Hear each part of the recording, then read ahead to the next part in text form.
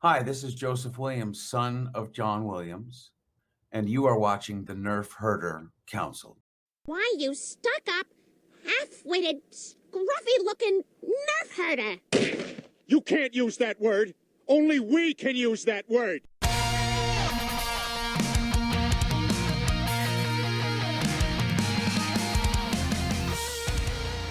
You're tuned in to the Nerf Herder Council, your source for Star Wars opinion, conversation, and debate. Featuring your hosts, JT. I don't care. It's close enough. I'm not here to be accurate, god damn it. I'm here to just say it. AJ. They literally sneak out by hiding a girl under a giant trench coat like a Three Stooges gag. What the f***, Disney Plus? Come on now.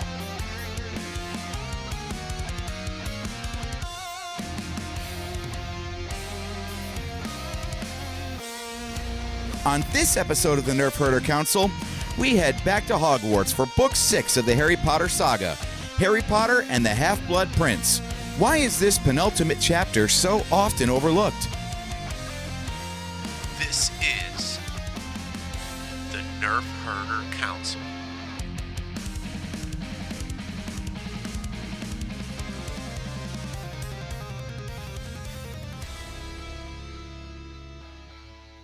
What's up, guys? Welcome to another episode of the Nerf Herder Council. I am your host, JT.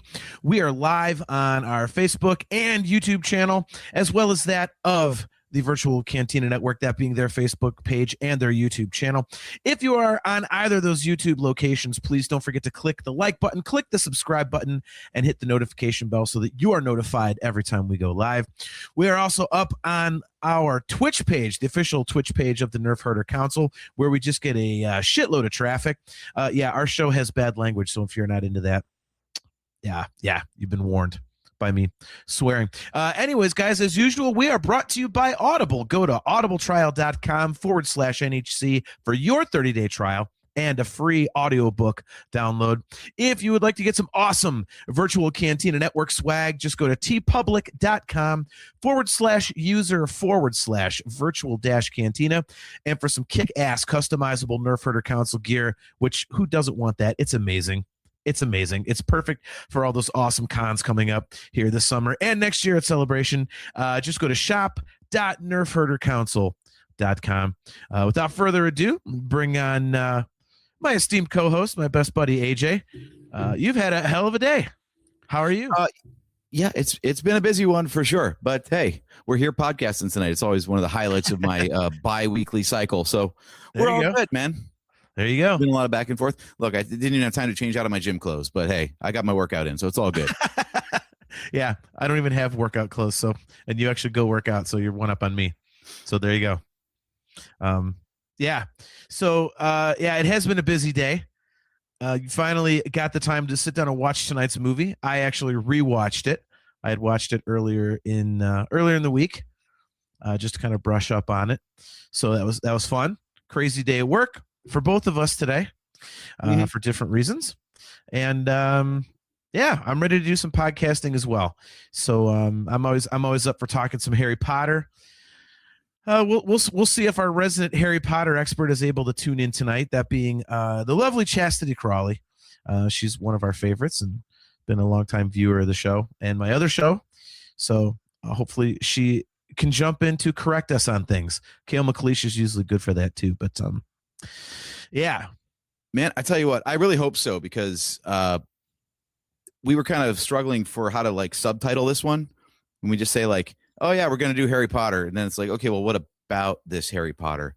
So I think the summary you wrote and the title on the page here kind of says it. Like, it's really hard to remember specifically what goes on in this one, even though so much stuff happens. But I don't know about you. Have you known anybody that if you ask them, like, what's your favorite Harry Potter book? They go, oh my God, Half-Blood Prince. Totally. Yeah, that was my kind of idea. And by the way, we are saved. Chastity Crawley says I'm here. So there we go. All right, cool. We're bailed out. Chaz can correct us on everything. Yeah, that's actually the terminology that I used when I was writing up the little blurbs for the show, was that it's overlooked because I completely agree with you. It seems to be the one that gets talked about the least, at least from what I've gathered from my friends who are into Harry Potter like I am. I hear the least about this particular book. I mean, you could talk about maybe Chamber of Secrets. Had to mute the mic there. Had a huge burp.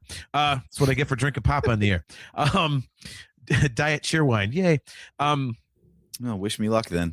Orange Crush. There you go. Nice. That's what the mute button's for. What is this? The Nerf Herder Council and the Half-Ass Podcast? Like, that should have been the title. Damn it. Yeah, it's a Half-Ass Podcast talking about the Half-Blood Prince. There we go. Damn it. Why did we come up with this after we went live? Shit. Oh my God. Anyway, yeah, this one gets talked about the least. And I'm not sure why. I mean, I think this one might be one of the most intriguing entries in the series for that fact, but also the fact that I think it's kind of hard to deny that the movie veers from the novel more than any of the other adaptations. Yes. And I think glad you brought that up. Yeah, I think there's I'm trying to think if there is another part in the series of the films that I have the biggest problem with. Besides, because my biggest problem with the movie series is how they redid the ending of the whole thing. I didn't like how the director's like, well, I didn't like the book ending. I wanted something with more action or this. I'm like, dude, stop. So I didn't like that. Like The Shining?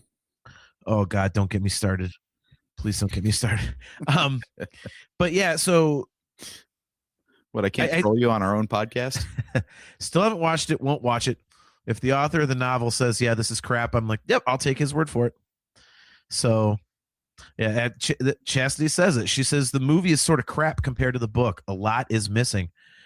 Yeah, there really is. And outside of the ending of the entire 8-film saga, I think this one has a hole in it from the novel that I think I would have to really sit down and think about this. But off the top of my head, I really feel like this has my second least favorite change. And it's not even really a change. It's just an omission, but I think it's a pretty big one. So it's interesting. We talked about this. I think we brought it up a few times as we've gone through this book series. You know, the page count of these things keeps increasing. I think from book 3 onward, everything was at least twice as long as Sorcerer's Stone. So you start having, but the runtime of the movies is all pretty much the same.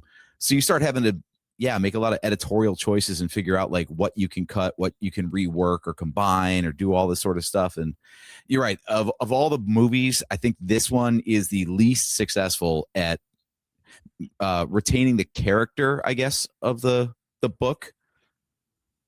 Like it's there. Not only is there a lot of stuff missing, but it feels like they also focused on different stuff.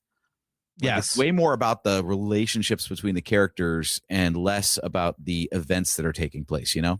Yeah. Chastity says, bonus points if you know who Eileen Prince is. If you only watch the movie, you won't. Yeah. I mean, that's very well phrased, AJ.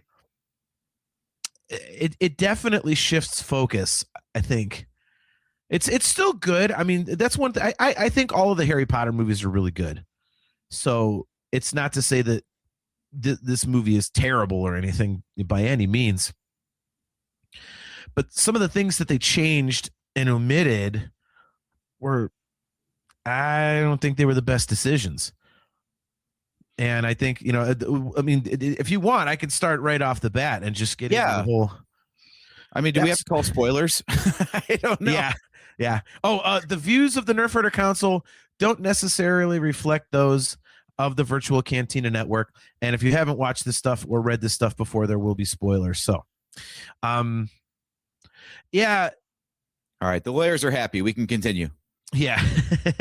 after I said shit in the intro without even, yeah, whatever. I mean, the book is called The Half-Blood Prince.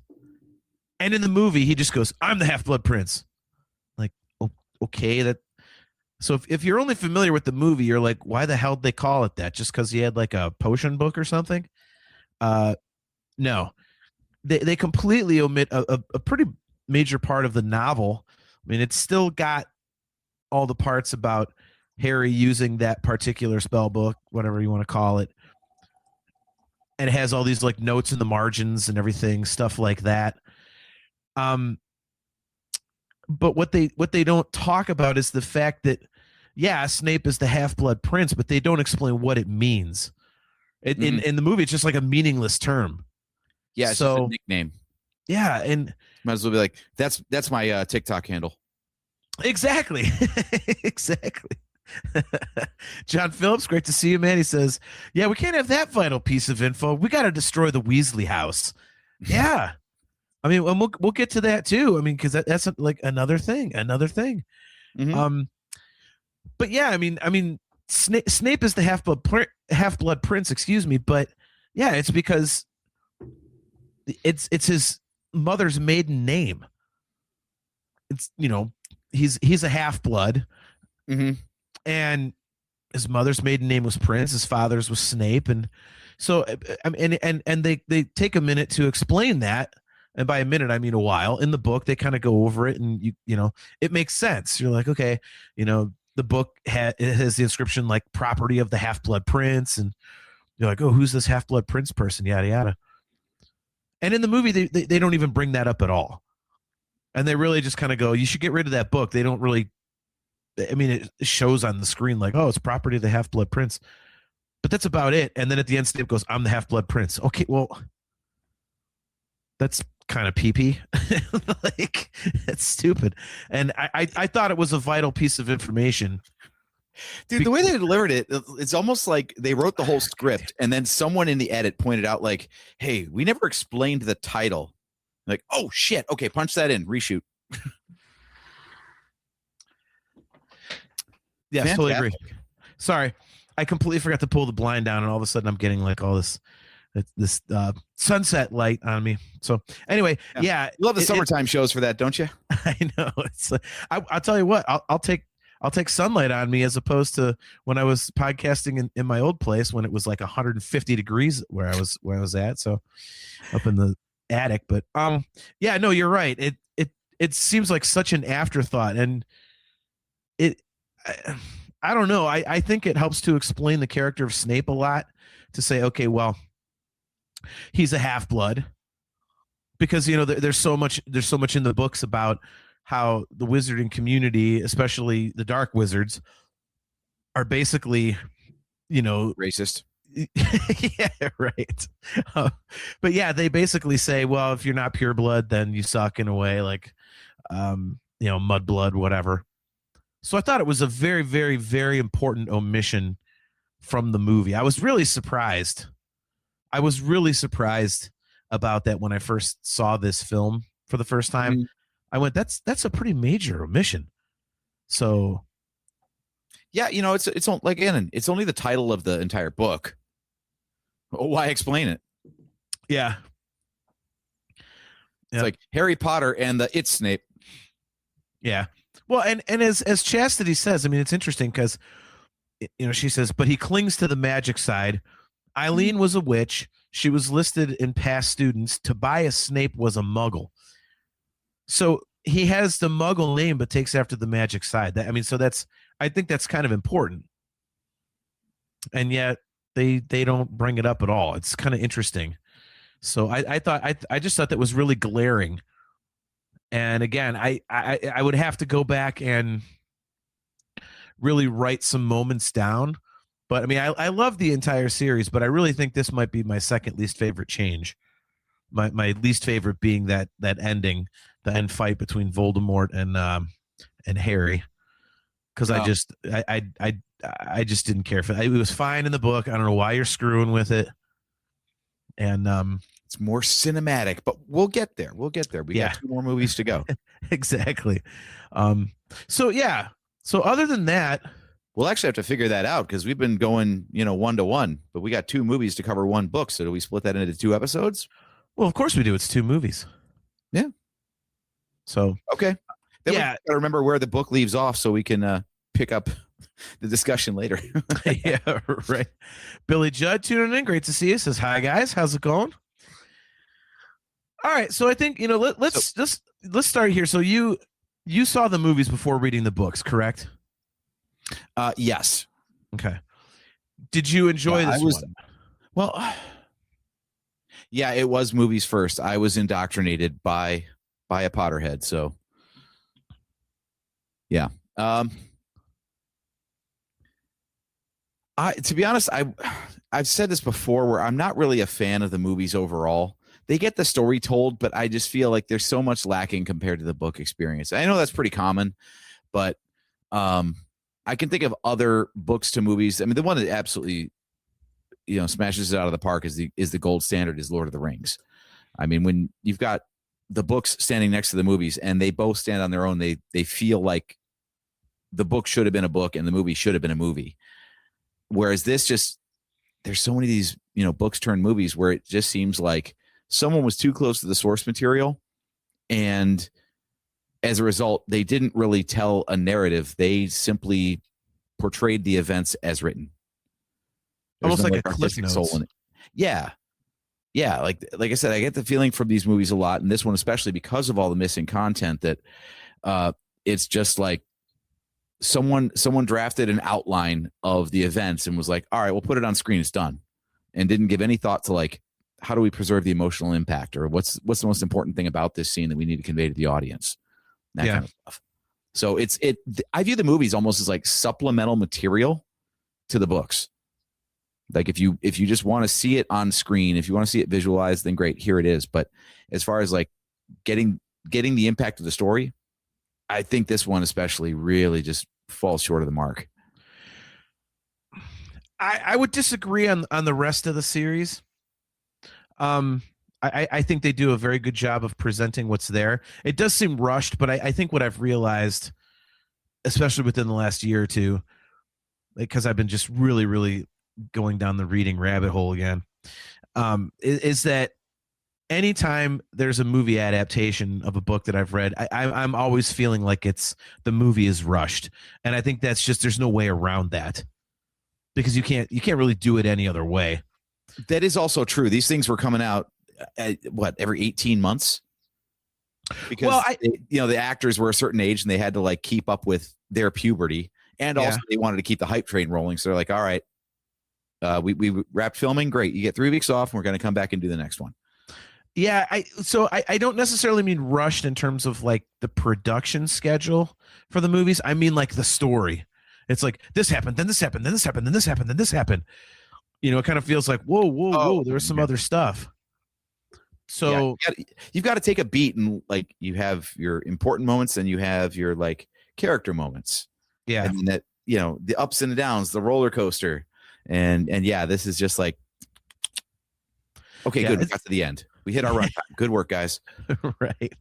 Yeah. And so I guess I feel like they do a good job of it, because I feel like the heart and soul of the Harry Potter series is in the movies. It doesn't feel like it's watered down.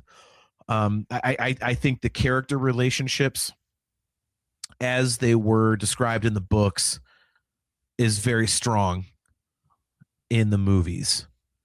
So I don't have a problem with them the same way that you do. That so being that might said, be why you like this one better, because like the relationships really do take front and center in this one. Yeah. But I think this one also, I think they missed the mark on what they were cutting, to hit a runtime and whatnot. They kind of, and this was one of the main points that I wanted to bring up, is that in the book there was a whole lot more flashing back with Voldemort and Dumbledore and stuff like that, and the memories and all that kind of thing, and I thought that was important. Like this movie, this novel, I should say, really, before they get into the climax of the whole thing with book 7, I think this book really fleshed out the remaining parts of the story that weren't really there. It was kind of like a linear good guy, bad guy thing. And then when you get into this one, you get a whole lot of backstory on Tom Riddle and whatnot, and it character out. And kind of you see Dumbledore's involvement with him and things like that, and none of that is in the movie, which I think kind of sucks, because I think it added the novel. While it's not my favorite of the series, I thought it added a ton of extra depth to the overall story arc, and none of that appeared in the movie, that's why I think it was a very interesting choice not to include that stuff. But yeah, I always like to play this thought experiment, though. So let me ask you, you've only got a certain amount of minutes in the runtime. So if you want to put that stuff back in, what would you cut to make room for it? Well, I mean, John Phillips mentioned it, and Chaz backed him up. You know, the things that they added that weren't there. You know, the destruction of the Weasley house. You know, that didn't happen. So what are you doing? And you know, I mean, the original opening of the book heightens the stakes, I guess. Yeah, I mean, but I mean, the original intro to the book is actually, you know, Cornelius Fudge talking to the Muggle Prime Minister and saying, "Hey, you know, you guys are in trouble." You know, they introduced the new Minister of Magic, Rufus Scrimgeour. I don't know how important that is, but you know, and honestly, him talking to the Muggle Prime Minister, I mean, I don't know how important that is. I mean, it's good for the book, but for the movie, it's like, okay. But yeah, adding stuff in. Stakes. Yeah, I get why that's an important scene, just because it does, with how secretive the wizarding world is, for Fudge to go to the Muggle Prime Minister and be like, "Hey, we exist and you're in trouble." Like that's, yeah. It is a good way of setting the table and being like, yeah, this is really out of control now. But you're right. If you're trying to keep it focused and you only have a certain amount of minutes, maybe that's not so necessary. Like, we've already got enough stakes with just the framework that we built in the last 5 movies. You could do without that. Yeah. No, I agree completely. It's, if you're struggling to figure out what to put in, don't add stuff that was never there in the first place. Mm-hmm. So, you know, I mean, Chastity Crawley, I mean, she's right on this too. She's right on everything where Harry Potter's concerned. Of course. She says, but in the book, it isn't the first time the Minister of Magic has visited the Muggle Minister. Yeah, Chaz, and I think that's why, if it wasn't important enough to put in the first time, then it's not important enough to put in here. But you also don't have to have the destruction of the Weasley house. Because I remember I was thinking about that. I was like, well, wait a minute. Because they're back at the Weasley's place for the wedding in the 7th movie. So, and I don't remember off the top of my head because I haven't watched the 7th movie in a while. Like, but I don't think they explained, like, oh, yeah, we put the fire out.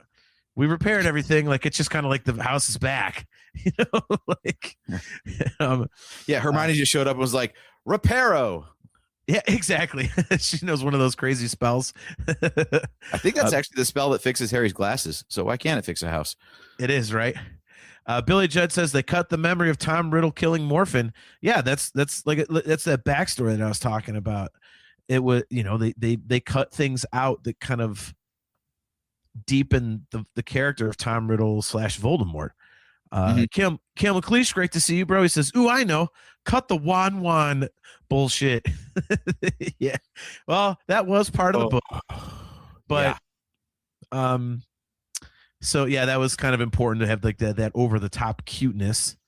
So he says, I don't need Ron being dumb. Well, I mean, it was pronounced in the book like she was just over the top with it. So, I mean, that stuff I thought they did good, but again, sorry, go ahead. No, go ahead. Potential hot take, but isn't Ron always the dumb one? It's, yeah, I mean, compared to Hermione and Harry, it seems like it. Yeah, I mean, like the dunce of someone's got to be last in any group, and yeah, of the 3, he's the slow kid. Yep. Okay, Chaz says the spell is Oculus Reparo. All right. So apparently that was Burrow Reparo. Yeah. Porolus reparo. Yeah. Oh well. So yeah. So I don't understand why some of that stuff had to go and why they had to add other stuff when there was some very important backstory that you kind of needed. I think I agree with you 100% on one thing. They're probably just going for more action. I think once you've had 5 movies already and you're at the 6th, they're not just going to hit the brakes like, okay, here's a bunch of backstory exposition. Mm-hmm. You know, you're going to turn people off. Unfortunately, I wouldn't have a problem with it, but I think that's something that works much better in book form than it does in movie form. And I mean, a perfect example is the Dark Tower series with Stephen King. I was just going there. Yeah, I mean the fourth book is basically nothing but one flashback story, except for like a little part at the beginning and a little part at the end, and you can get away with it. You've got these 3 big ass novels, well 2 big ass novels and 1 novella that came before it. You're all invested, so now you're getting this backstory. Okay, but you know that's in books. I think it's a different experience. With films, you can't do it. So I think I side with you completely when you made the observation that it's strictly like, okay, we got to have some more action in this. Yeah, I thought that was really interesting. It's funny. I was just watching a YouTube video today about The Last Jedi. And it actually reminded me of this book a lot in that, it's the penultimate chapter and you try to throw in these twists and turns to keep the narrative interesting, and maybe subverting expectations isn't always the best play. Like it has shock value. It'll get you the first time, but then, on rewatches or rereads in this case, it lessens the impact every time, especially if you're doing like shock for shock's sake. So the Snape reveal in the movie of just like, I'm the Half-Blood Prince. Like, the first time, if you didn't know the story, you're like, holy crap, what? But then on subsequent viewings, you're like just waiting for it. Like, yeah, we know it's Snape now. Big deal. Yeah. And there's a lot of that too, where they spend a lot of time. This book, like you said, with book 4, The Dark Tower, where it's a whole lot of recontextualizing past events to set the stage and tie it all together. So the last book can really like pay it all off, Yeah. Which it works in book form. That is a great, like, it's like the setup to the final battle in Endgame, where it's like a victory lap almost, where you kind of like set everything up and you tie some loose ends of the backstory together and then gets everyone like primed for the big showdown. In a movie, it's a lot harder to do that, especially because a lot of the stuff that they had to tie together wasn't pointed out or really made important in the previous movies. So now you're trying to add stakes to things that have no prior context to the movie-going audience. Yeah, no, I completely agree, and I don't understand why that decision was made. Like I said, I don't know. Well, I get it for action's sake, but I think that's the problem, I guess, of the previous 5 movies is this book relies so heavily on tying those loose ends together. But if they're not included in the other 5 movies, you don't only have to tie them together, you have to set them up in the first place. So you got 2 choices. You can either ignore them entirely and hope the story doesn't fall apart, or do the double duty of getting people to care about it and then pay it off. So I think this movie was kind of set up in a really tough spot from the start. It had a lot of material to cover, and not all of it was included in the prior movies to be there to pay off. Yeah, that's true. That's true.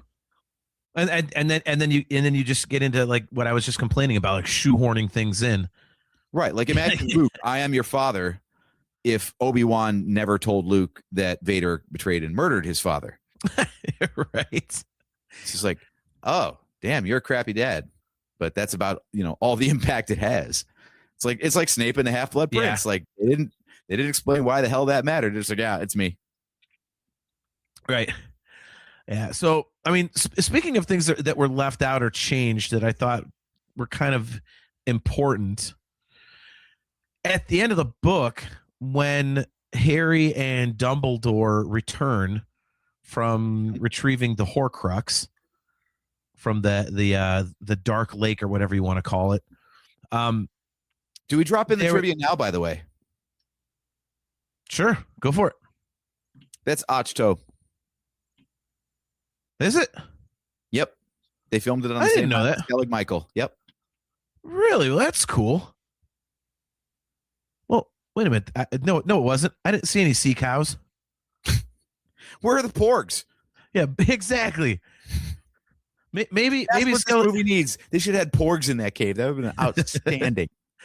Well, at least we milk. know what. At least we know, like when she fell into that pool, if she would have kept swimming, where she would have ended up.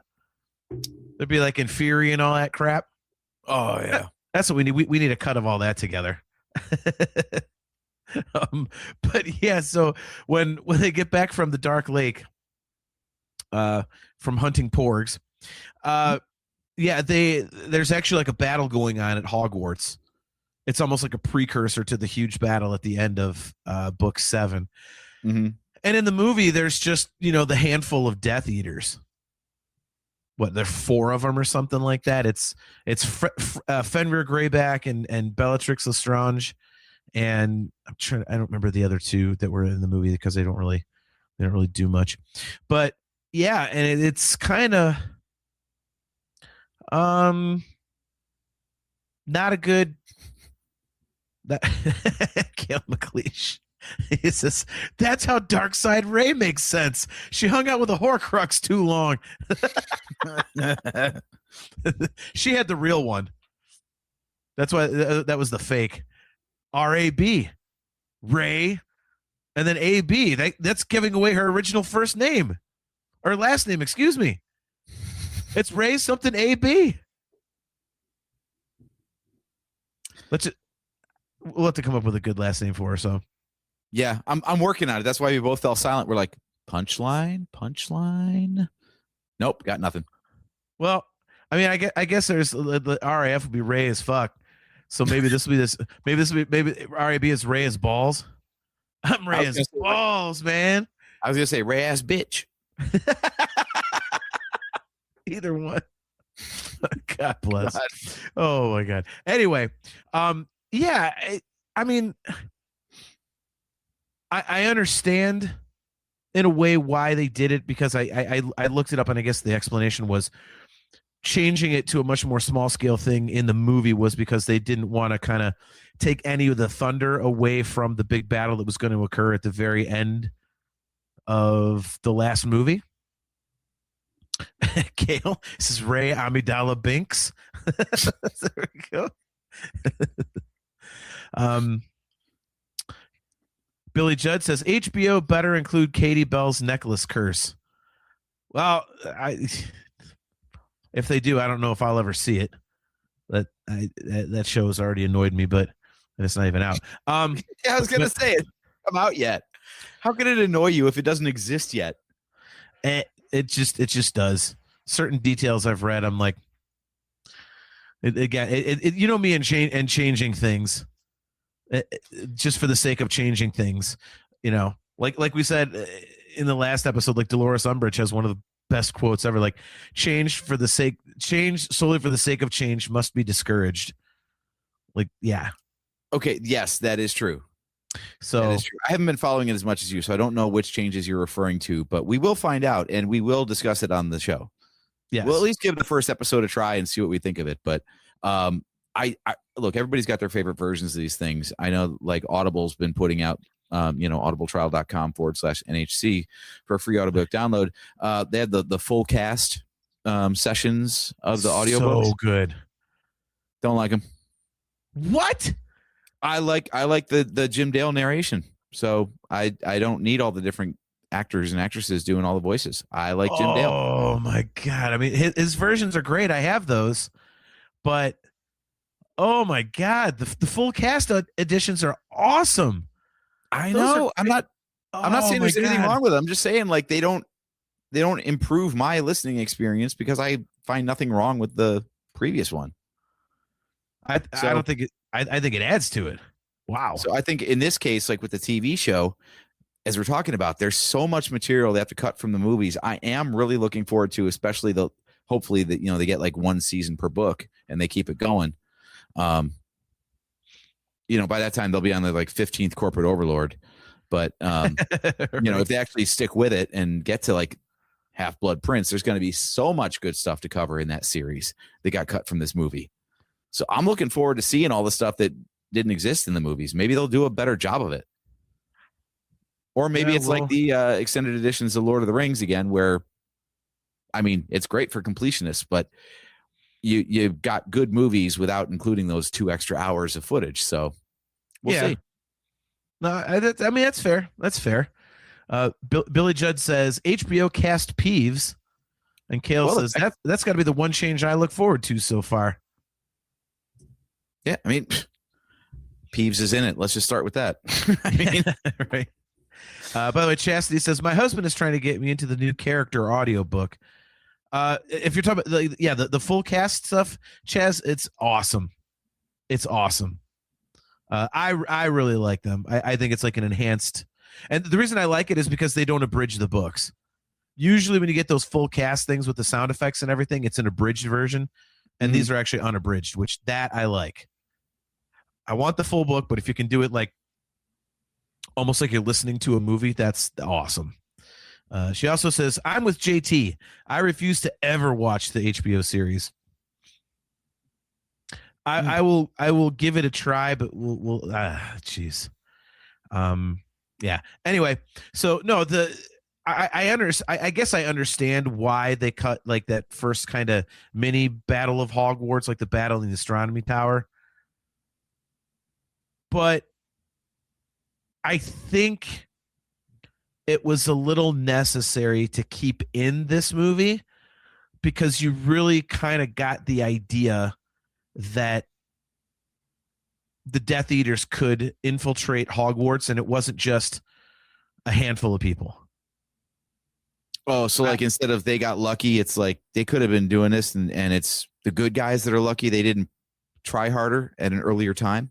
Yeah, I mean, it shows like, okay, Hogwarts can be breached by a sizable force somehow.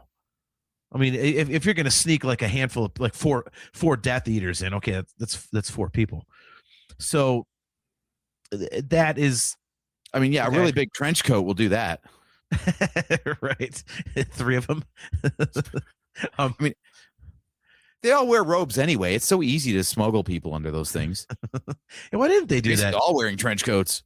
You say they were like a very skinny giant. Just a giant robe and just, put some putty on your face, make yourself look real ugly. Like, oh, I'm a giant. Okay, in you go. Hagrid will take care of you. This is where I wish you actually liked BoJack Horseman on Netflix, because you won't get the Vincent Adultman reference. I think that show's hilarious. I just haven't watched it all. Oh, okay. Sorry. Spoilers for later seasons, but there's a character called Vincent Adultman who is just 3 children in a trench coat. Okay, I did see that. Doesn't he become like the boyfriend of the cat or whatever? Yeah. He ends up dating Princess Caroline. Yeah. No, that show's hilarious, man. So, but yeah, I just think it would have. I don't think it would have taken away from the 8th movie, because that battle was so big, and it was a huge portion of that movie, that I think showing something like that on a smaller scale was not going to be something that would kind of pop the balloon or spoil the importance of the end of the entire, cinematic series. I mean, does that make sense? Yeah.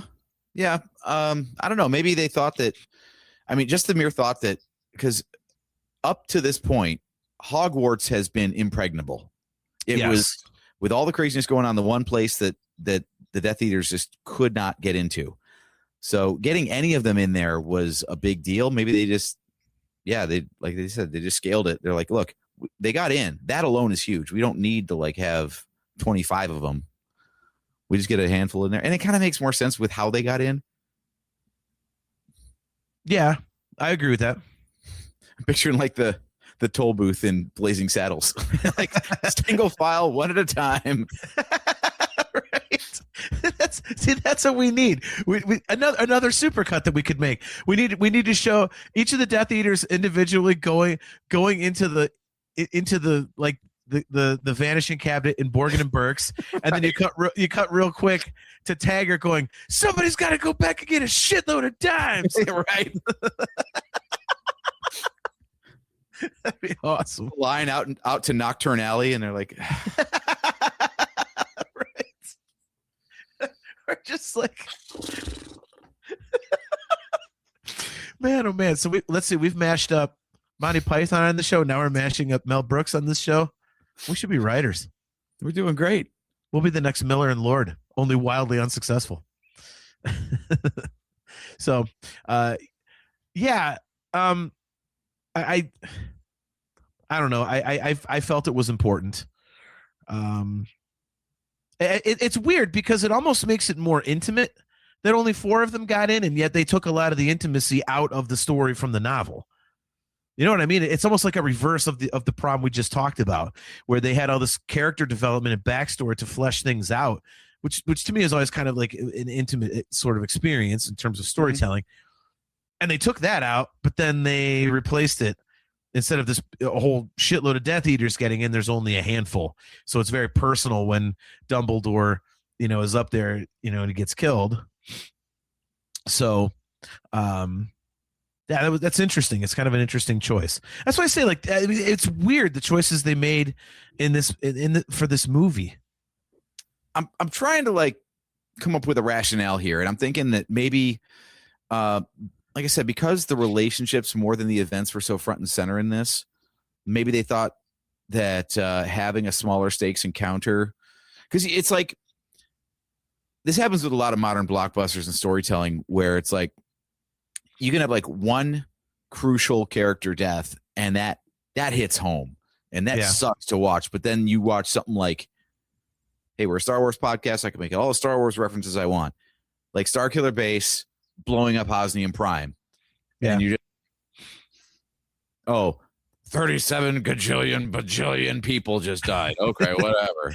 Yeah. But if you saw like the face of a character you cared about watching that laser coming at him, that would hit home. Yeah. So maybe that was the intent, was like, okay, if we make the audience care about these characters and show them instead of like dozens of Death Eaters all running rampant, then maybe it'll have more emotional impact. I could see that. I could see that. Again, I just like, as I think more and more about it, and as I thought more and more about it, like watching the movie a couple times and going back to the book, it was like, man, there's some really weird choices. I mean, and another one. I mean, one of the most emotional things in the entire series, I think, was Dumbledore's funeral in the novel. Nowhere to be found in the book.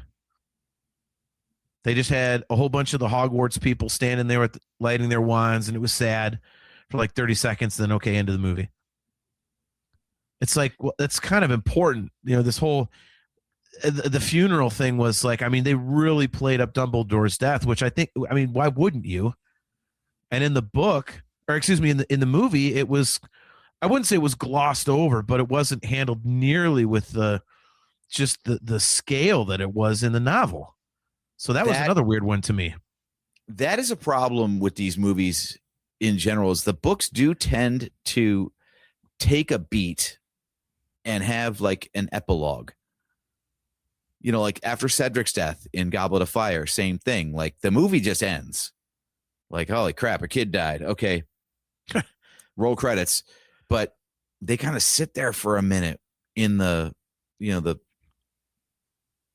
I guess the epilogue is the only word coming up, but like there's like a cap scene, where like they're not just like, okay, we're back on the Hogwarts Express going home for the summer. It's like, no, there's like a heaviness and a sadness, and the book really dwells on that. Like no one's happy to like, yay, it's summer. They're like, how do we deal with this? I don't feel good.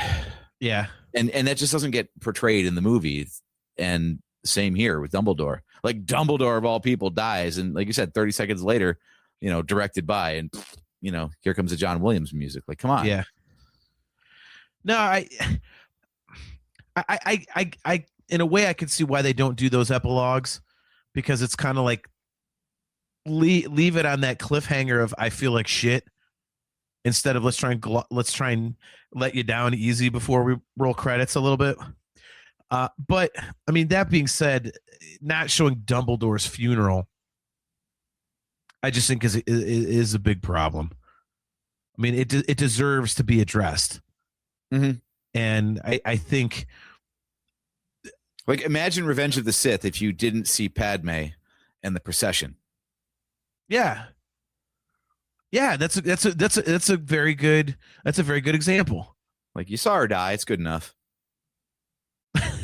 As she did. You already know she's dead. Look at this, Cale McLeish.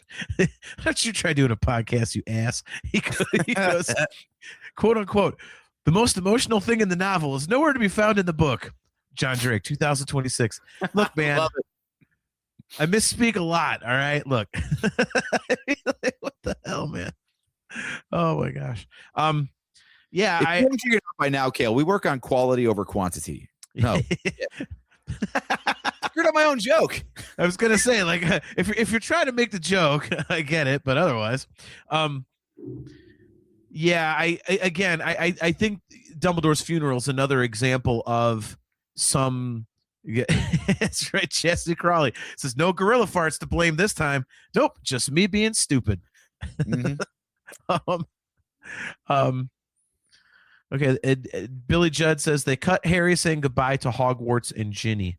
Yeah, that's. I'm glad you brought that up, because I was actually about to go there next. Yeah, again, I think as you go through all the changes and whatnot, I hate to phrase it like this because it makes it sound like I don't like the movie or that it was a failure, failure in execution. But they almost took a lot of the heart out of this novel. Dumbledore's funeral, and Billy Judd just brought it up.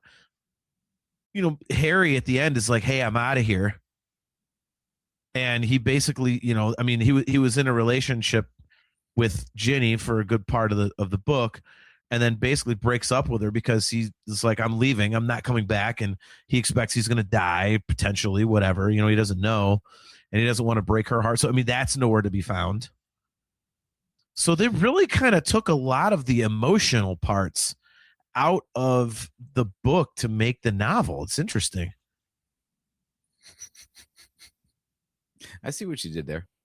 I'm paying attention. Yeah. There you go. Actually, I just wanted to make sure that was known before we got another quote up on the screen. There's only so many t-shirts I can make. No. Yeah. The other thing about this one that I feel like really gets glossed over, again, for the sake of the relationships between the main characters, I feel like the book did a much better job of dragging out Slughorn. Like, yeah, he was, I guess, quirky would be the word that I would choose in this. Like, he just seemed like a weird guy. Yeah. And it wasn't really, I don't think the movie did a good job of really explaining that he ever had his shit together. He just seemed like more like a caricature than a character almost. And then when it's like, when he wouldn't talk to Harry, and then Harry gets the memory, like, I feel like I liked the drawn out nature of it. It's a lot like when Harry was being trained to produce a Patronus and resist the Dementors. In the book, it was a much more drawn out thing of like night after night after night. Yeah. And he kept working on it. And the movie just didn't have time to really like show that very much. So it's kind of like the same thing here, where there's just not enough Slughorn and Harry and whatnot to really explain why he was being so evasive and weird about it. Yeah, that's true. See, that's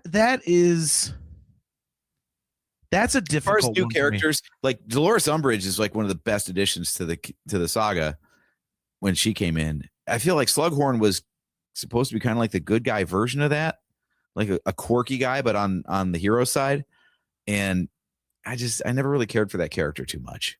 So making him so pivotal to the events of the story, it's why this one ranks pretty lowly for me.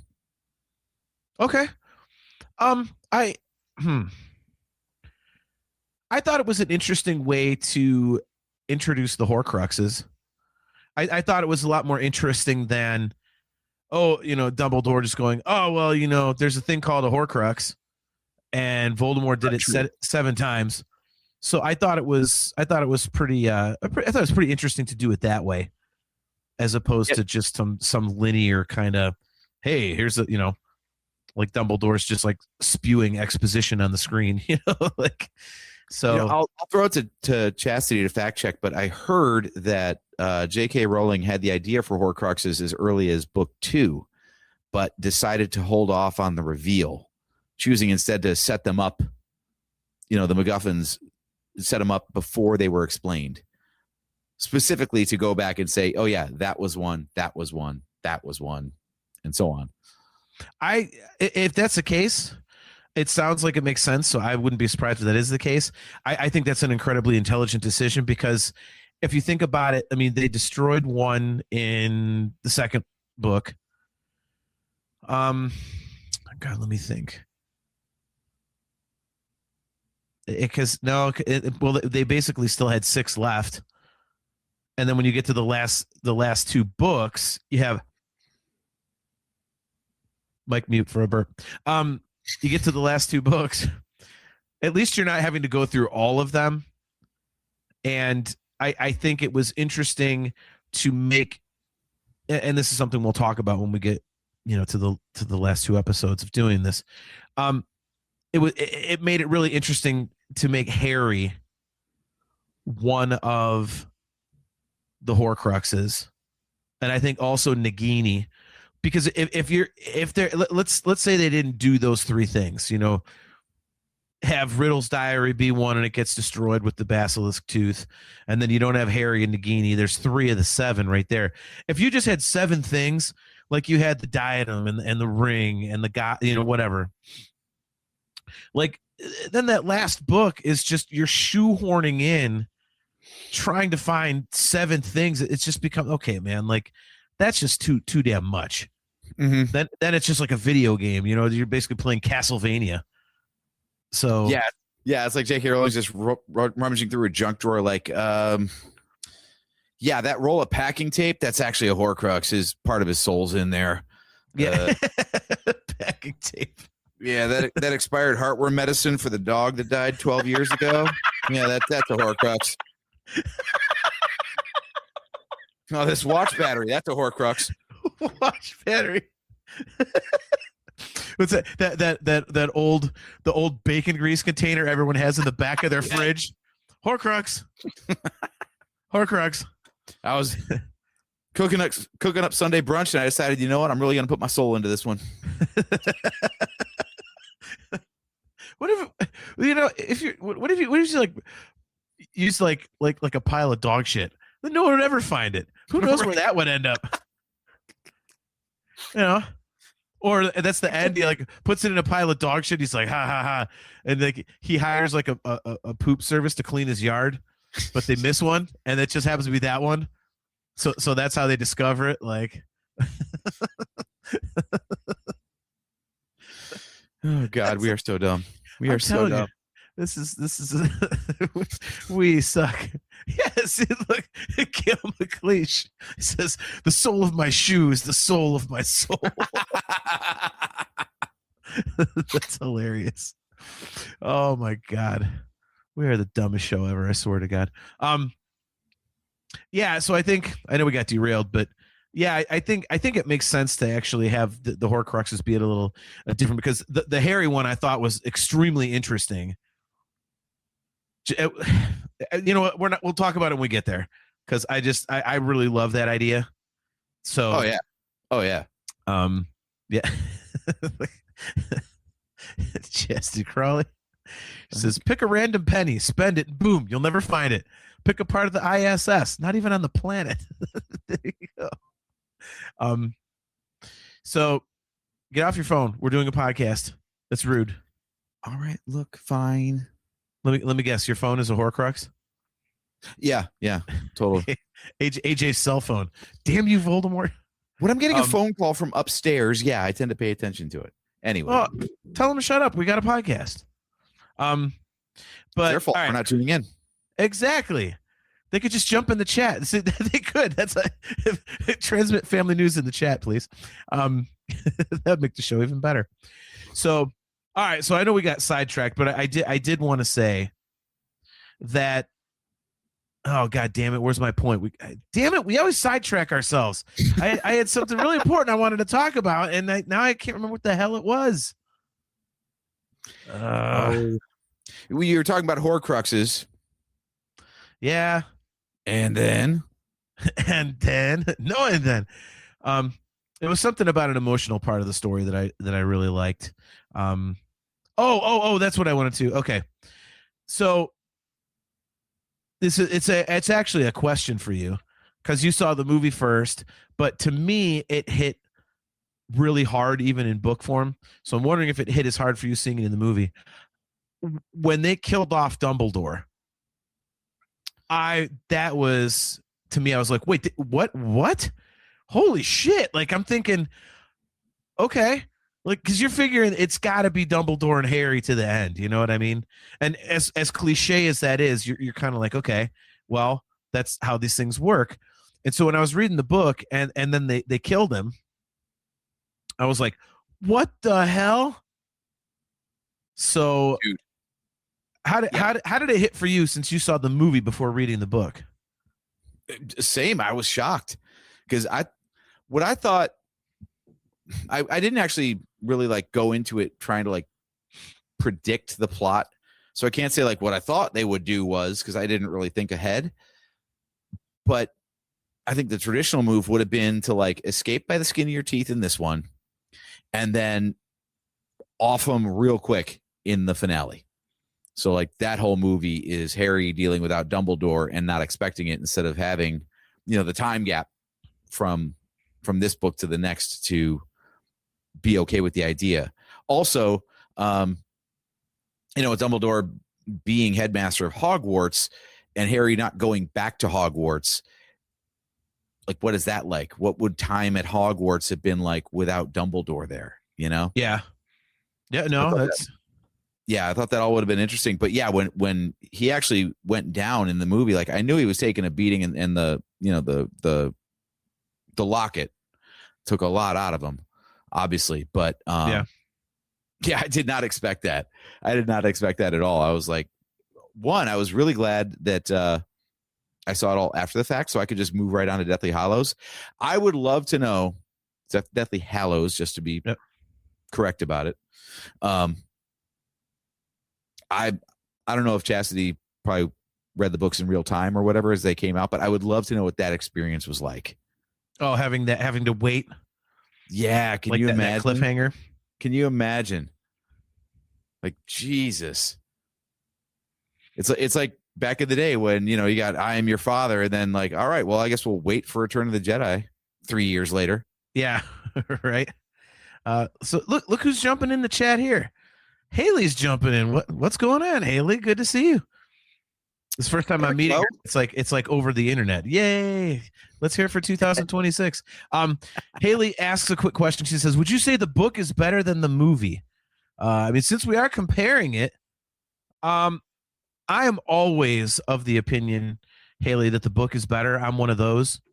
I just, there's something about being nerd. Oh, blimey, nerd alert. To me, there's just something about being able to flesh out the story a little bit more. And I think this is what we're talking about tonight is a perfect example because, I don't know how long you were tuned in or whatnot, but, as we said, there's some really emotional stuff in this novel that they don't put in the movie. So I think this is a very good example of the book definitely kind of being a much better experience than the film. And again, I'm biased towards the book versions anyway, but this is a pretty extreme example, I think. So, but AJ, what about you? Are you always like book guy over movie guy, or you don't read as much as I do? I know. So a lot of these, you basically just see the movie. So It's tough because I tend to be a purist. So if it came out as a book, I experience it that way, okay, and vice versa. I sure as hell can't tell you of a single novelization from a movie that works out better. But yeah, yeah, I'm trying to think of an example where I preferred the movie over the original book. I mean, Jurassic Park. The book is a good book, but doesn't hit like the movie. But I think it's just because we hadn't seen a movie like that yet. yeah, and I'm trying to remember if I saw the movie first. I think I saw the movie first because that came out when I was still in high school, and I'm pretty sure I saw the movie. It was like, oh, that's a book. I got to read that. So I remember thinking the story was more fleshed out and everything. Maybe Passion of the Christ. Just before we blaspheme, let's jump off of that. The characterization in the book, I just couldn't really latch on. How'd you guys get kicked off the Virtual Cantina Network? Oh boy, made a Passion of the Christ joke. They're fine with swearing. They're fine with us not agreeing with our views, not always matching up. But yeah, the Passion of the Christ jokes are where they draw the line. We start talking Mel Brooks, Mel Gibson. We're really going to get canned. Mel Brooks and the Passion of the Christ. What the hell is wrong with us? I bring to you these 15. 10 commandments for all to obey. Yeah, Mel Brooks has taken his shots, hasn't he? Oh my God. So they're so poor. How poor are they? Yeah. So Kale has an example, and he would know. He's our resident James Bond expert. He says, "The Spy Who Loved Me, Fleming's original sucked, but the Bond film of the same name rules out loud." So, okay. This is a fun thing. I get drink service. Why don't you just have enough there at the beginning of the show? That's what I do. I didn't even have it in stock. So that's why they were calling. They were booze shopping for you. I guess so. Hey, Man, that is service. It's like the reverse of DoorDash. They call you to make the run. Look at that. I got a family who loves me for now. There we go. Yeah, for now. Just wait to the bottom of that glass. Right. So yeah, Haley, I think it's definitely like a case of the book over the movie. But I will say, and as we mentioned earlier, me more so than AJ, I feel like the Harry Potter movies really kind of nailed the vibe and the feel of the novels.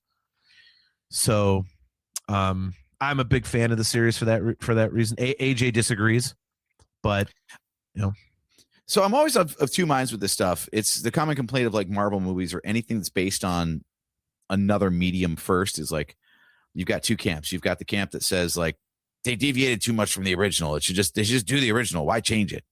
And then you got the other camp that says, well, you've got the original right over there. So why don't you just go read or watch that if you want that version? yeah. So I think you're kind of damned if you do, damned if you don't.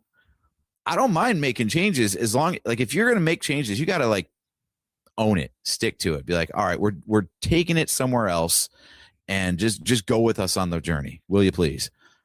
It's when they do this half and half where they're like super slavishly accurate to the source material in some things and then they completely throw out the source material for other things. That's the thing that bugs me. And I think you too, because you were talking about that right here in this movie. See, okay. I think this film and novel are close enough. I think for me, it's either if you're going to do it, stay true to the original. Because if you're going to just screw with it and jack it all up, I hate that. Like, that's not the story. If it's good enough for you to remake, leave it the fuck alone. I hate that. It's like I've said it many times on the show. I don't want your damn interpretation of a classic. It'd be like me going to see a Van Halen tribute band and they're playing some goofy ass version of Panama. Like, stop it. Fucking play Panama. Okay? I don't need to hear your stupid twiddly banjo dumb, kazoo version of Panama. Okay? It's Panama. Play the damn song or don't play it. I so hate Weezer's that. Africa is not your jam? Oh, they stayed very true to the original. They tuned it down for his voice a little bit, but they stayed very, very true to the original. So that's pretty cool. All right. Yeah, okay. You probably haven't seen this trailer, but it was, I think, just announced at Comic-Con, and I know they released a trailer for it, and I watched it, and I went, if this movie was on fire, I wouldn't piss on it to put it out. It's called Ebenezer. And it's basically a dark comedy version of A Christmas Story with Johnny Depp as Ebenezer Scrooge doing the, basically his Willy Wonka, like where he's a way over the top type of thing, which I don't care about that. It's the fact that it even fucking exists. Like, you don't mess with that, and especially you don't do that with it. It's not fun. It's not funny. Call me a curmudgeon. Go ahead and say, I'm Abe Simpson, old man yells at cloud. Leave it alone. What is the? It's going to be horrifically bad. So what are you doing? So does that mean we're not doing a watch along of Scrooged for Christmas? Hell no. That sucked also. That pops up in my suggested movies all the time, and I'm like, piss off. Abso-fucking-lutely not. Get the hell out of here. Not a fan of Wicked, huh? No. Are you kidding me? Look, I'm just trolling tonight, man. I'm just trying to get your hackles up. I was trying to turn the trailer off. Like it was a television when that stupid shit came up on the screen. I'm like, I don't want to see this. What the hell is that? All right, Billy Judd, I'm going to disagree. Jim Carrey's Christmas Carol was cool. Completely disagree. Don't like any of them except for the George. I like the ones that stay true to the story. So they're obviously the old ones. Gold standard is the George C. Scott one from when we were kids that was made for TV, but you can get it anywhere now. So I'm sorry. Christmas Carol. Okay, okay, yes, but that's because it's the Muppets doing the story. They didn't really F with it a ton. It's just if the Muppets were the main characters. Okay. So we need Muppet Harry Potter is what you're saying? I would be okay with that. I would totally watch that. Yeah. As it came out my mouth, I'm like, I need that. I want that in my life. Right? Kale says, okay, calm down. Wicked was excellent. Continue with your show now. No, it was not. It was trash. Shut up. Where is that timeout button? Yeah, Kale, you're going to get banned. Stop it. I'm very fervent about that. The Wizard of Oz is so legendary, you leave it alone. Period. The end. You leave it alone. Certain things you don't touch. You just don't touch. Stop. You don't. It's just you shouldn't do it. I mean, it's okay to leave things alone. It's like these horror movie remakes. I mean, they ride this razor's edge. I was gonna say, man, we've been on the show defending the Rob Zombie Halloween films. Okay, but that takes the spirit of the original, and they basically add gore and a little bit of backstory of Michael Myers, and the rest is the Shape chasing the kids. It's like if you saw more of what you got in the original. It wasn't like all of a sudden, Michael Myers, his mask wasn't the William Shatner one. It was like Bozo the Clown, or he's wearing a zebra costume or some shit. It's not that. It's not that ungodly, putrid Nightmare on Elm Street remake, which is just the most horrendous piece of crap I've ever seen. That was just terrible. Again, if anyone wants to go back and hear us talk about it, we did it. Yeah. Joseph Wren, great to see you. He goes, we're off to see the wizard, the wonderful. Oh, come on. Yeah, it's true. Oh yeah. Sorry. Call me a purist, but I don't see the point of putting you. Oh, this is my interpretation of this classic. Well, I don't care about your damn interpretation. It's a classic for a reason. Leave it alone. I don't get into that stuff at all. And I could be in the minority. I get it. That's just me. I mean, seriously, imagine if someone comes out and does like a Star Wars thing. Like, seriously.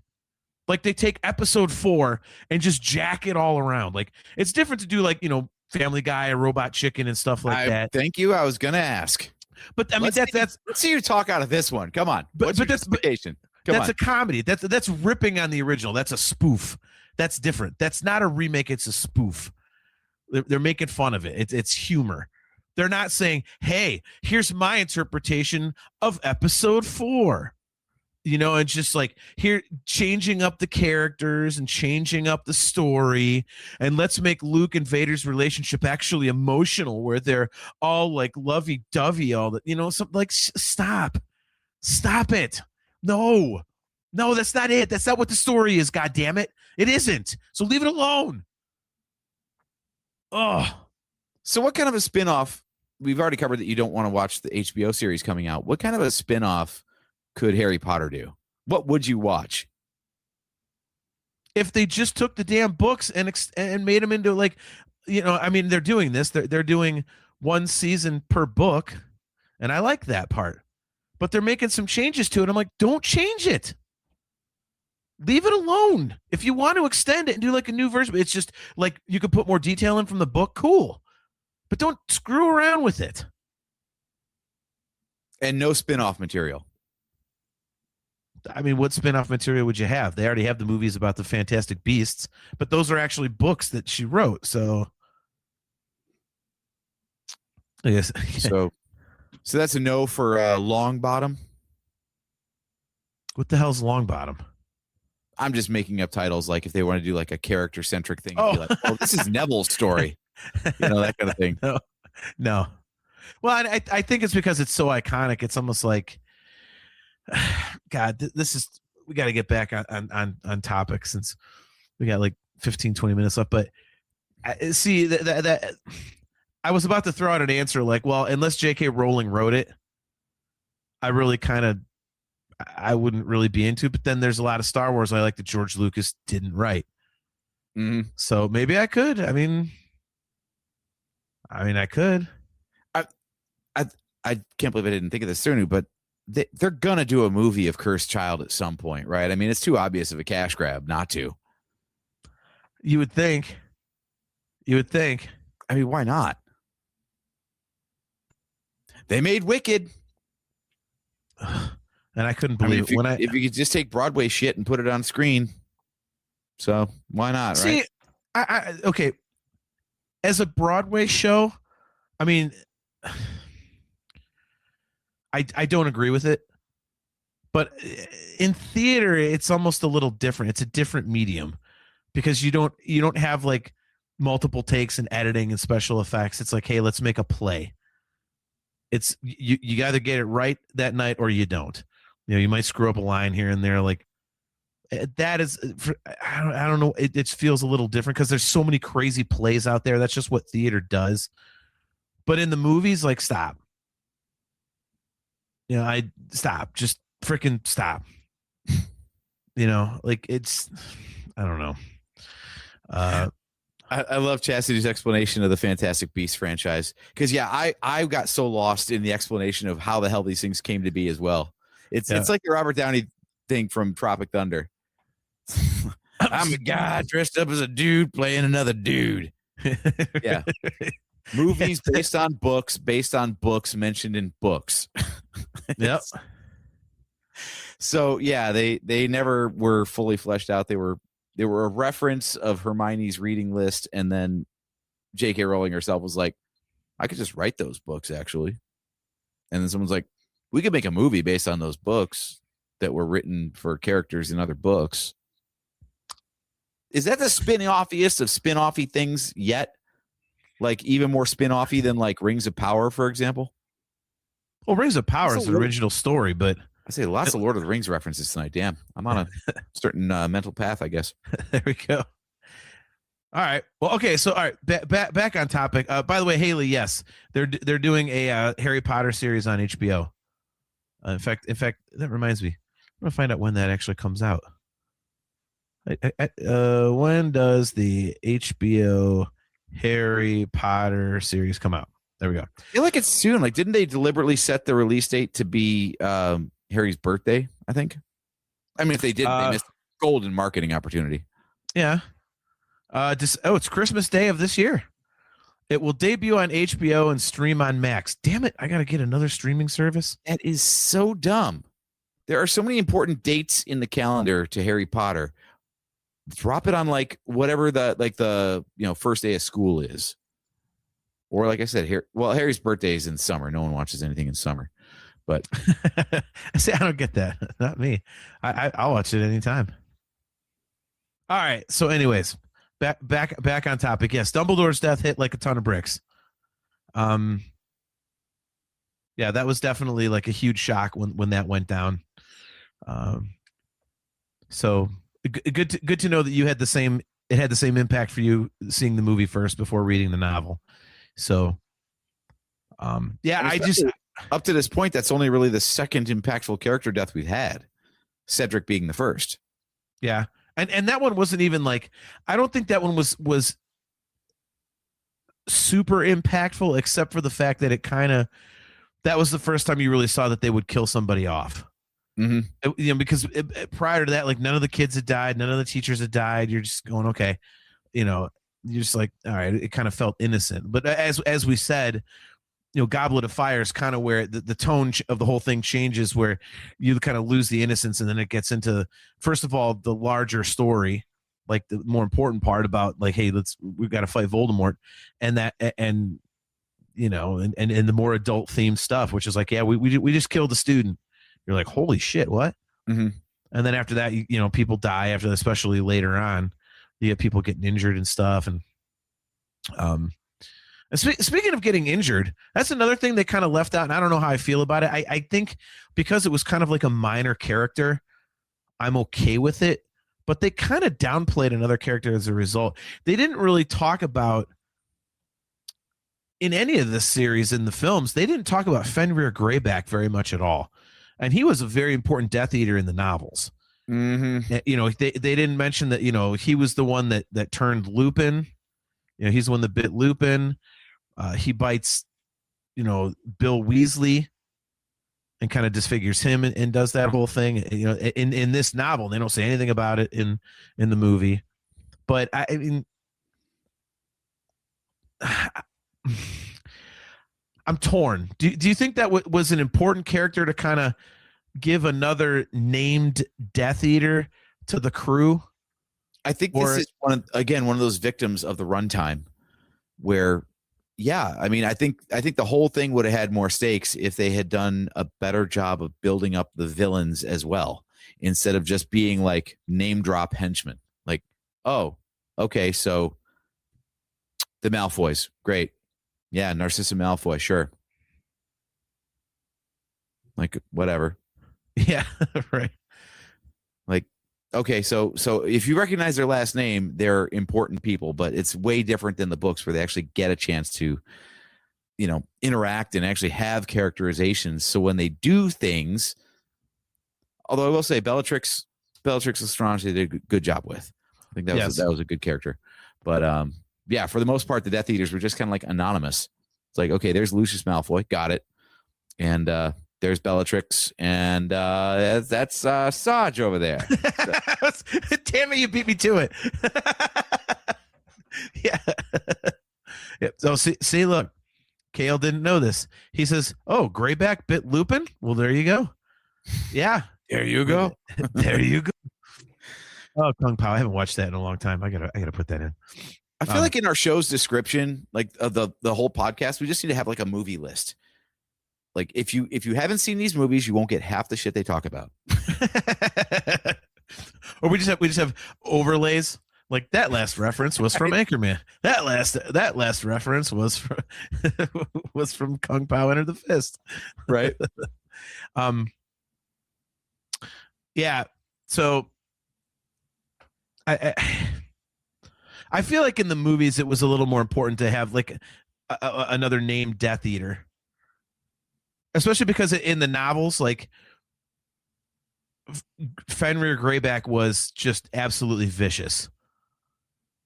Like, I mean, like worse than Bellatrix Lestrange, at least to me, because it basically. Oh yeah, he was downright feral. Yeah, I mean, just didn't give a shit about nothing. He's like, I just want to bite people and rip their faces off, and that's it, you know. So yeah, utterly unrepentant. Joe, I mean, it was one big chunk. So good. I mean, that's his stomach plug there on the ground. Oh my god, Kung Pao entered the fist. That's the reference, Kill. It's hilarious. I mean, I'm no doctor, but that doesn't even seem possible. There's a watch along we should do. Just find a way to get everybody in on it. They're like, what in the hell are we watching? Like, it's Kung Pao, dude. If you haven't seen it, you're missing out. Like, trust me, it's hilarious. Until you It'd get be to a the terrible end. recording, but a great hangout. Yeah. Yes, exactly. So, all right. So okay. Before we wrap up, I know we're coming up on time. Any here. final thoughts from you before we kind of like? Yeah. I think we got one more topic we have to cover. And it's funny because the movie we did the same mistake the movie made, which is completely glossed over the Half-Blood Prince. Yes. This is, I mean, there's a lot of Snape's story in this, right? Like, this is a lot of backstory to his character. So I have my own reservations about where the story went in the larger scale of things, but do you feel like this book did a good job of, I don't know, fleshing out his character or helping people between the backstory of how he was like harassed by, you know, Lupin and Tonks and, you know, Wormtail and come on, you know, the fourth one, whatever. Yeah, there were four of them. The fourth guy, James, you know, Zeppo. Yeah. Anyway, how he was, you know, bullied while he was a student at Hogwarts was like one bit of, you know, softening of his character.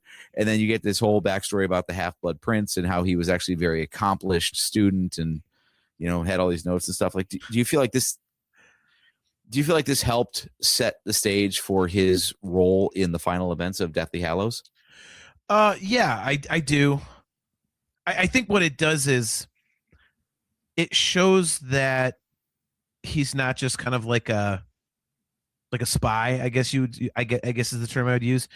I think it again. He was really stuck in the middle, playing both sides, so he really was a spy. He was a double agent or whatever, you know. He was alleged to be a spy for both sides by the other side. Yeah. No, I think, like we talked about, I think it's one of those things that they omitted that kind of was important, and I think they should not have cut, because it shows why, you know, number one, he is as important as he is to Dumbledore, but also to Voldemort. You know, he's not just, okay, well, you know, he was the most fervent Death Eater or the craziest one like Bellatrix. It's like, no, he creates his own potions, or at least, you know, perfects ones that are already there. Mm-hmm. He creates his own spells that are pretty damn violent. That Sectum Sempra, sorry, has like well, not going to work here anymore in any case. But there's Office Space. We should count how many movies we reference in each episode and have a little counter at the top. Like, just keep going up. Like, damn, they quoted 13 movies tonight. Yeah, I think those things were important to his character because it really fleshed out his importance and his strength, I think. Because up until that point, you just kind of saw him as like the slimy teacher who is he a good guy, is he a bad guy? You don't know which side he's actually playing for. But after that, after this one, you kind of go, all right, he's not your average bear. And so I think it was definitely, I loved it in the novel. I loved how it just came out to be him. I loved the explanation of it. And again, like, I mean, we basically started the show with it. for him just going, yeah, I'm the Half-Blood Prince at the end, and that's all. Like, well, what good is that? That's kind of stupid. So, I think it's important to the character, very much so. What do you think? I agree. I think Chastity has a really great point here. Like making the spell while in school, like it's one thing to be like an accomplished student and be able to master all these things, but to be at the student level, not a professor or like a full blown wizard at that point, and already be inventing potions and spells, and like that's like next level kind of shit right there. So yeah, I think it was very important to explain, because like you said, he was really like a nuisance. He was like a nuisance character, almost like a Starscream to Megatron kind of thing, where he's just an evil henchman. Yep. Who kind of shows up a lot because he's got chutzpah, Yes. And this finally fleshed out like, okay, he has a reason for being there. He belongs in the upper echelons of like power levels of characters in this world, and I think that's super important.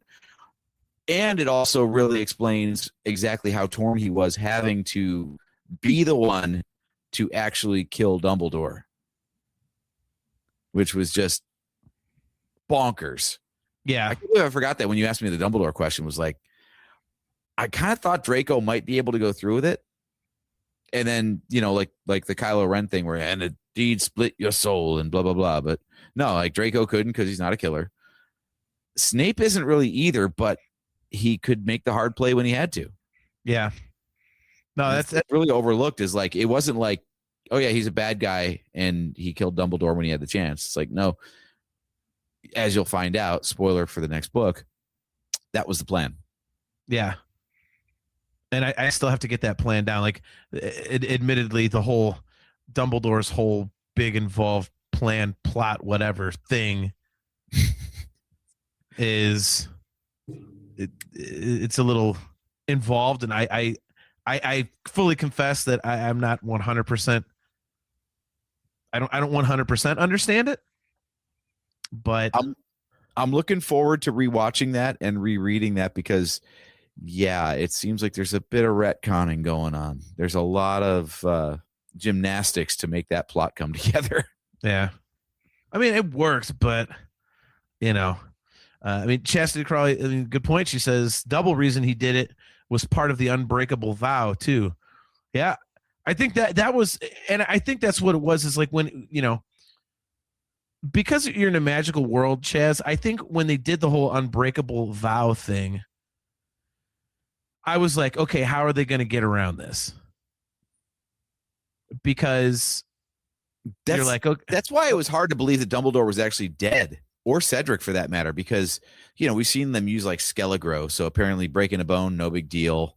You can shape shift from an animal to a person. You do all this other crazy stuff, but there's just some stuff that you just can't undo. And maybe they should have tried Corpso Reparo. Maybe they should have used a time turner. Oh boy, here we go. Oh no, here we go. AJ's biggest bugaboo with Harry Potter, the time turner. Hey, if it's good enough to use so Hermione can take extra subjects. Now, if they had tied that back in and Hermione somehow saved the friggin' day in book 7 because of all this extra shit she learned in year 3, all right. But the hell?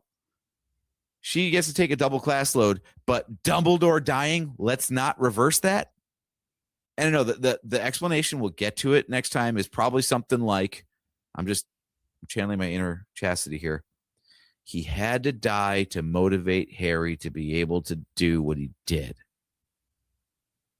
It's going to be something like that. It's going to be one of these, like, everything would have unraveled if Dumbledore didn't die. Okay. See, these the last 2 episodes of our show, doing this series, they're going to be very philosophical, I feel like. So yeah, I don't know. I guess know how we feel about time travel on this show. We've talked about it. Yeah. Oh, very true. Very true. If it's not Back to the Future, then we got a little bit of an issue. I mean, they saved a fucking hippogriff, but they wouldn't save the headmaster of Hogwarts with it. well, that's what Chaz said. She said, let's use it to save Buckbeak, but not the Potters, Yeah, not Dumbledore. not Dumbledore. But here's the thing: if they did that, all it would be like Terminator, where you're like, we're gonna go back and we're gonna save Sarah Connor. Okay, now we're gonna save John Connor. Let's go back further. No, now we're gonna go back and just keep going back and going back and going back. Oh, wait, and John going Connor's back. a bad guy because he no wait what? Yeah, what? Huh? Who's a robot? Who's not? Exactly. Yeah. No, the one thing I will say, back to the unbreakable vow, we can get out of here in a minute, but I think that when you really look back on it, the unbreakable vow thing, I think it's pretty clear that he did that because he knew he had to kill Dumbledore.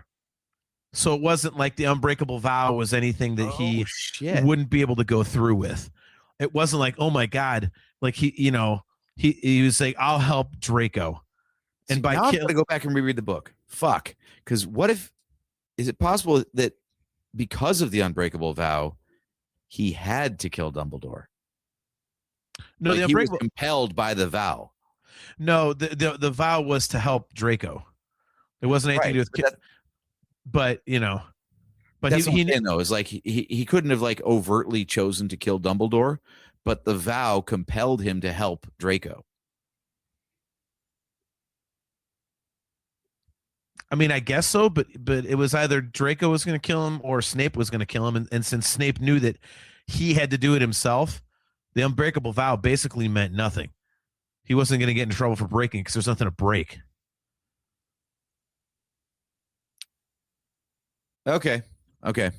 Yeah, Chaz says the vow mentions him killing Dumbledore. Yeah. So. Yep. Yeah. So, I mean, I think that's, where it is. See, this is the problem with skimming on your research was, watching the movie is one thing, but if we're going to compare the book to the movie, I should probably get through the book too. I didn't have time to get through all of it. So I went pretty quick through sections of the audiobook and actually reading the physical copy. And so, well, my e-reader, but who's counting? Still words. I was going to say, I'm on my phone for a good reason here. I'm looking up the runtime of the audiobook version of Half-Blood Prince. Oh, they're like 20 plus. Yeah. So basically, as soon as we announce an episode, we better get reading because we're not going to have it done in time. Yeah. Well, one of the things I like to do, and we'll close up shop after this, but one of the things that I do when we're doing this, like I'll put in the audiobook and I own them all in my e-reader. Mm-hmm. So I'll start reading, and where I leave off in like I use my e-reader at lunch at work, for example. When I'm eating, I read. And so I'll read like a couple chapters at work and then get in the car and put the audiobook on where I left off at work, listen all the way home. Then I'll read at home where I left off so it's like basically like you're kind of going through it pretty quickly. So, but since you don't drive nearly as much as I do, true, you don't really have that. Yeah. So, oh darn, working from home. What a crying shame. Oh boy. All right. Well, on that note, why don't we close up shop for the evening? That was a very spirited discussion. Sounds good, my friend. So awesome discussion as always. We were completely ridiculous as usual and went off the rails for a minute. So there we go. Hopefully I didn't offend anybody with my dislike of remakes or Wicked or anything like that. That Ebenezer movie can go straight to hell. So we'll say that.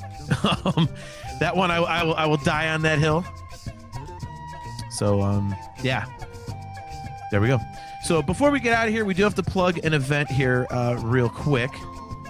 So let me see if we pull this up here. There we go. All right. So this event will be happening a week from this Friday at Rebel ScumCon. We, of course, are talking about Boonta Eve Special Edition Texas 2 Electric Boogaloo, presented by the Virtual Cantina Network. It will be at the Revel Patio Grill at 9305 Preston Road in Frisco, Texas.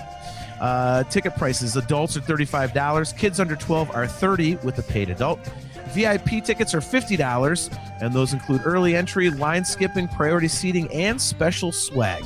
They will have meet and greets, rounds of sabacc, courtesy of our friends at Hyperspace Props, and also live band karaoke. It also features full bar and full food menu as well, so make sure to check that out. It is brought to you by the sponsor of Electric Boogaloo 2. It is New Hampshire LASIK Associates, the official sponsor, Boonty of Texas 2. See the galaxy in a whole new way. So make sure to check that out. That is a week from Friday. And again, it will be an awesome, awesome event. Our good friend Spencer sets those up, and he does an absolutely killer job with them. So make sure to go check that out if you are going to Rebel ScumCon. So I have a plug too.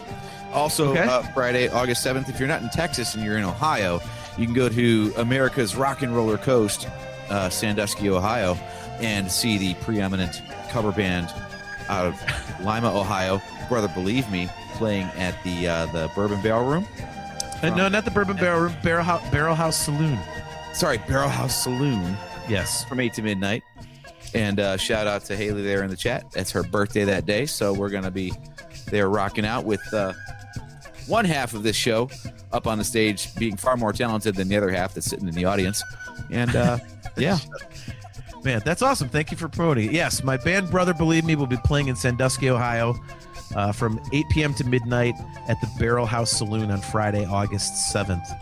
So come hang out if you are in the area. It's a good show, mostly.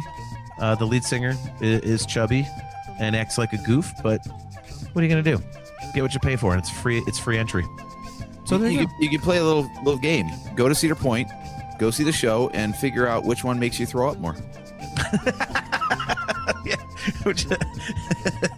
it's true. It's very true, man. Awesome. Well, thank you for the plug. So yeah, now that we got our plugs in, I want to thank everybody for hanging out again tonight. It's great to see everyone. Of course, our resident Harry Potter expert, Chastity Crawley, great to see you. Cale McLeish, our good buddy. Billy Judd. Of course, we've got Joseph Wren. We've got John Phillips. Haley, it was great to quote-unquote meet you finally. So thank all you guys for tuning in the chat as always. We're going to be back here on Wednesday, August 12th at 8 p.m. Eastern Time. So tune back in and hang out with us. As always, guys, we are brought to you by Audible. Go to audibletrial.com/NHC for your 30-day trial and a free audiobook download. As we did mention on the show, if you are a Harry Potter fan and you do audiobooks, check out the full cast versions. I believe all of them are out now, at least most of them. Definitely check one of them out. They do a fantastic job. It's basically like listening to a movie. I know it's not AJ's cup of tea, but I think they've done an absolutely killer job, so that's very cool to listen to. So once again, guys, if you are watching on our YouTube channel or that of the Virtual Cantina Network, make sure that you are clicking the like button and the subscribe button and hitting that notification bell so that you are notified every time we go live. For some awesome Virtual Cantina Network swag, go to tpublic.com/user/virtual-cantina. And for some amazing customizable Nerf Herder Council swag, just go to shop.nerfherdercouncil.com. So until next time, guys, I am your host, JT. He is AJ. Firing up that Nerf Herder Council Discord server once again. That is discord.nerfherdercouncil.com. Let's talk some Spider-Man Brand New Day, which I'll be going to see tomorrow. And maybe we'll talk about that on an upcoming podcast as well. What do you say? Works for me, man. All right. All right, guys. Until next time, we'll see you later.